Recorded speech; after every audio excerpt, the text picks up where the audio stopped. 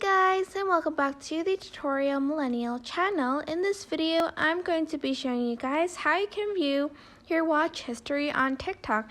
So this is new, and before I start the video, I just want to say that you can only see like the videos that you've watched up to 7 days, so like for a week, and then after a week it'll like change into the next time you watch stuff on TikTok, if that makes sense. But if you go to your profile page and then click the three lines on the top right corner, go to settings and privacy, go down, and here is where you can find your watch history.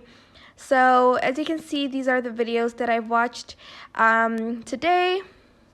And yeah, you can go up here to settings, and as you can see, you can only view up to 7 days of watch history on this device.